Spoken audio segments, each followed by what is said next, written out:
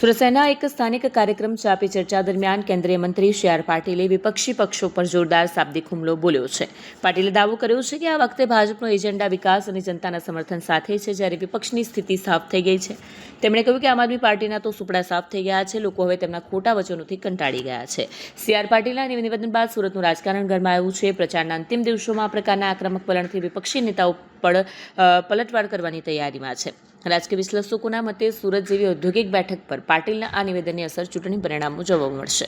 ઉમેદવારો પોતાની વાત લઈને ભારતીય જનતા પાર્ટીએ કરેલા કામો ફક્ત સુરત મહાનગરપાલિકા નહીં, રાજ્યની અંદર પણ માનનીય મુખ્યમંત્રીશ્રી દ્વારા અને દેશમાં પણ માનનીય પ્રધાનમંત્રી શ્રી નરેન્દ્રભાઈ મોદી સાહેબ દ્વારા અને ગૃહમંત્રી શ્રી અમિતભાઈ શાહ સાહેબ દ્વારા જે વિકાસના કામો થયા છે, જે રીતે દેશને મજબૂત કરવામાં આવ્યું છે, જે રીતે નક્સલવાદને નાબૂદ કરવામાં આવ્યું છે, જે રીતે આતંકવાદ ઉપર કાબૂ મેળવવામાં આવ્યો છે અને વિકસતા ભારતને વધુ વિકસિત બનાવવા માટેના એમનું જે આયોજન છે એમાં મદરૂપ થવાય એવી વિનંતી સૌ મતદાતાને ઉમેદવારોએ કરવી જોઈએ અને એમના વાણી વર્તનમાં, એમના વ્યવહારમાં એ પ્રદર્શિત થવું જોઈએ.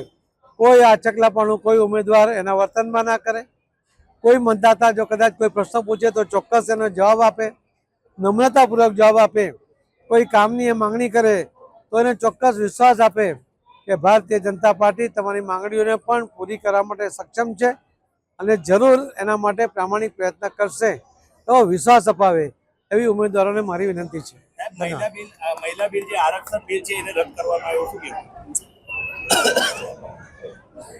માનનીય પ્રધાનમંત્રી શ્રી નરેન્દ્ર મોદી સાહેબે દેશની મહિલાઓને વિધાનસભા અને લોકસભાની અંદર 33% રિઝર્વેશન મળે એના માટેનો એક કાયદો તો લાવ્યા હતા, પરંતુ એમાં પણ સીટ વધારીને 2029થી જે લાગુ કરી શકાય એના માટે જે એક બિલ લઈને આવ્યા.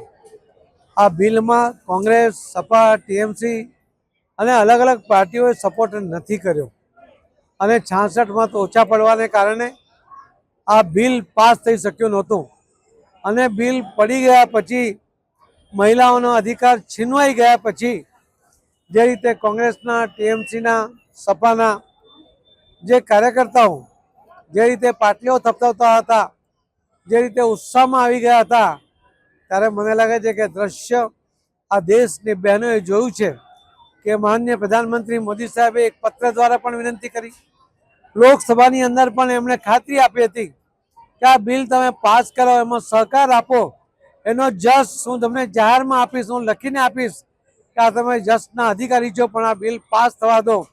એના અનેક એમણે પ્રયત્ન કર્યા. શ્રી ગૃહમંત્રી શ્રી અમિતભાઈ શાહ સાહેબે પણ એમની દરેક વાતનો સંતોષકારક જવાબ આપ્યો. એમના કોઈ અધિકાર ઓછા થતા નથી, કોઈ પણ રાજ્યની કોઈ પણ સીટો ઓછી થતી નથી.